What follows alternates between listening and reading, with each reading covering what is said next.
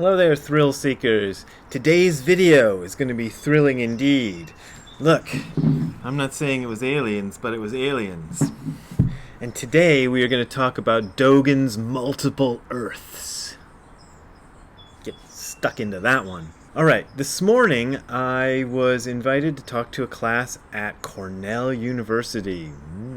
All online, but still, I got to talk to Cornell University.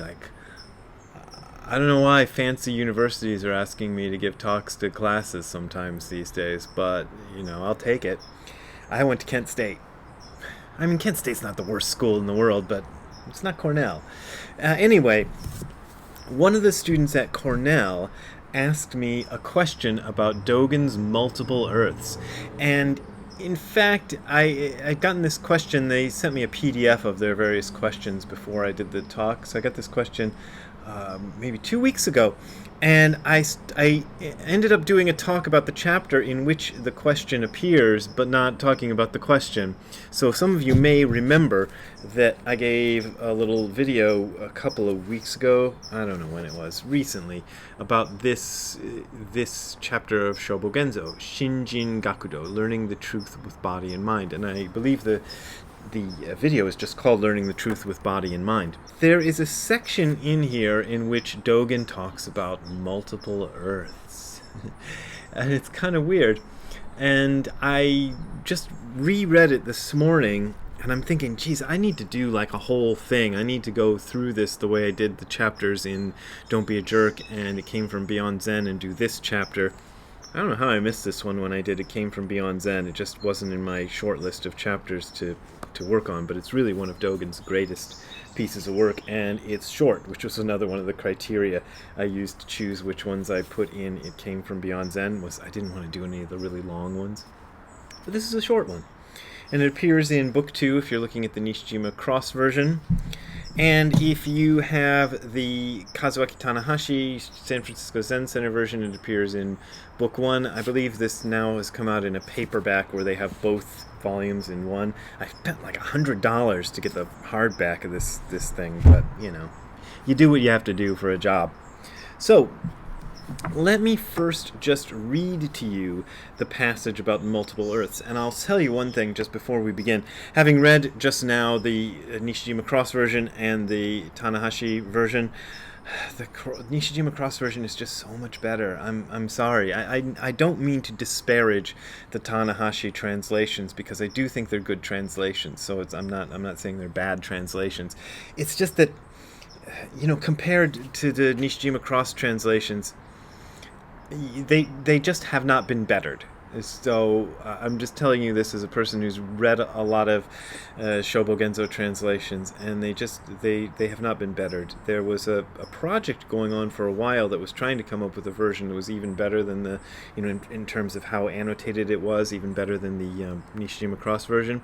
And somehow that project got abandoned. It was put together by the Soto Shu, and for reasons I've never understood, even though I've made a lot of inquiries, they just dropped it one day. And it used to be not half of it, but a little bit of it was online, and they took it all offline, and they just I don't know what happened to it. But for now, it means the Nishijima Cross version is still the best version out there. So there you go. I don't get paid for this endorsement, by the way. I don't make any money off of these. In brief, mountains, rivers, and the earth, and the sun, moon, and stars are the mind. So there's Dogen laying that thing out that he says often. He says that line a lot in other parts of Shobogenzo, but here he is again. Then he says, but just at the moment this is so, what state is being actualized before us? Like, he wants us to look at our situation, our real situation, and say, what is being actualized before us? What is this place we are living in right now? We tend to kind of take it as a mundane, this is just mundane reality. I read this book once, some comic book geek wrote about how comic books help you escape from this boring rock into the better place, the boring rock being Earth. Well, Earth is not a boring rock. Earth is really amazing. And why are you here? And why are you manifested here? And why are you the same as the Earth? So Dogen is saying mountains, rivers, and the earth, sun, moon, and the stars are the mind. So what does that mean? And and what are we looking at when we look at the sun, the moon, the stars, the table, the cactuses, and we've got some bamboo growing out here and stuff, and Ziggy's over there, and there's some birds. What is this stuff? As regards the meaning of mountains, rivers, and the earth, mountains and rivers are, for example, a mountain and water. So Dogen is just kind of saying real mountains and real water, those are mountains and water. And the earth is not only this place. Nishijima Roshi's footnote says, the earth is not only this concrete place, but also a concept which is universally valid. So the very idea of the earth, and also the concrete place of the earth. Mountains may be of many kinds. There is the Great Sumeru, and there are the Lesser Sumerus. There are mountains which lie horizontally, and those which stand vertically. I would love to look up the Japanese, because the Tanahashi translation gives it very differently and much less imaginatively. They say some mountains extend widely and some rise up steeply. And I tend to trust Nishijima and Cross to get it right, and so probably literally what it's saying is what it says here. There are mountains that are, what does he say? That stand vertically, and those that are horizontal, which is a much interestinger phrase than the other one that Tanahashi gave, which I tend to think is interpretive, because that's what he usually does. He usually gets interpretive with it rather than just giving you what Dogen actually says in word for word. There are those of the 3,000 worlds and those of countless realms. So here we get this idea that comes up in Dogen often, that there are realms other than this one, which is kind of, Dogen can be very down-to-earth and matter-of-fact, and that's one thing I love about him, but he's also kind of a mystic, so he's indicating that there are realms other than this one, realms of living beings other than this realm we find ourselves in, are a real thing to him. I really believe that. There are those, when he's saying that those, he means mountains and rivers, which depend on matter, and those which depend on the immaterial. Now, here again, the Tanahashi version is quite different, and I'll just give it to you to let you know what it says. There are mountains suspended in form, and there are mountains suspended in emptiness. So there, I would suspect, without actually checking the Japanese, that maybe this, in contrast to what I said usually happens, maybe this version by Tanahashi is more a literal translation of Dogen's. Mountains suspended in form and mountains suspended in emptiness. Might be a more literal translation, but there you go. There are mountains that are material and mountains that are immaterial. I think either way you go, that's what he's saying. Rivers may also be of many kinds. There are celestial rivers and earthly rivers. There are the 4 great rivers, and Nishijima Roshi's footnote says, in Sanskrit they are the Ganges, Sindhu, Vaksa, and Sita. These rivers were thought by ancient Indians to flow from Anavatapta, a lake inhabited by a dragon king where all fires of suffering are extinguished. And he's going to mention that again. There's the lake of freedom from heat. Okay, that was that lake where all fires are extinguished. There are the 4 Anavapta lakes. Sorry, it's hard to pronounce the Sanskrit stuff. In the northern continent of Uttarakuru, there are oceans and there are ponds. Now, this stuff, it's kind of weird, the coincidences that happen in life, and I just don't believe in coincidences. I think things just happen in weird ways, and they're not coincidental. But coincidentally, I happen to have restarted on this book. I've mentioned this a couple of times. I got about halfway through this book, and then put it down in order to read something else, and then now I'm about 2/3 of the way through the book again. And this goes into all this. This is mythological stuff that the ancient Indians believed, and about the nature of the world, which of course predates modern cartography and things and explorations of how the actual physical planet Earth was laid out. They didn't know, so they invented sort of a version of it that they put in their scriptures. And by Dogen's time, it probably still wasn't very well known exactly how the continents were laid out, so he just relies on this. I don't think we have to worry about it, because, as I've said before, one of the things that attracted me to Buddhism, especially Zen Buddhism, is it isn't dependent upon believing old myths. So, there's that Christian guy who started the Creation Museum or something like that in northern Kentucky or southern Ohio, I think, where it shows how the dinosaurs lived with Adam and Eve and all this stuff, and you have to believe that the dinosaurs lived with Adam and Eve and that they got on the Noah's Ark and all this stuff, or else you're not a good Christian. Well, that is not the case with Zen. You just kind of reference this stuff, but it's an idea that there are lands, again, that are not the land that we live in, okay? Now here's the multiple earth stuff. The earth is not always soil, and soil is not always the earth. And he's making a difference between chi and dai-chi. And dai-chi is the great earth, which is more or less planet Earth, although they didn't really understand the earth as being a planet suspended in space, but they had some kind of an idea that there was a big thing.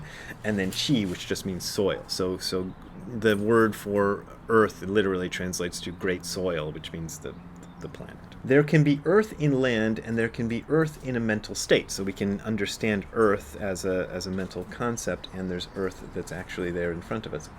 And there can be earth in a treasure site. Now this is a kind of a weird line that even Nishijima Roshi's translation and footnote doesn't clear up all that much. He says treasure site suggests a site for the three treasures. That's Buddha, Dharma, and Sangha.